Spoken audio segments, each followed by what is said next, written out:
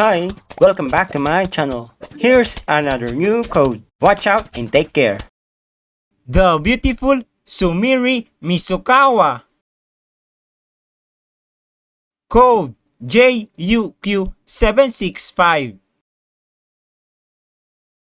Released on June 11, 2024.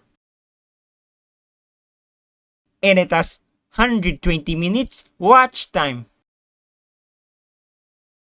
The story is about married woman and her husband coworker.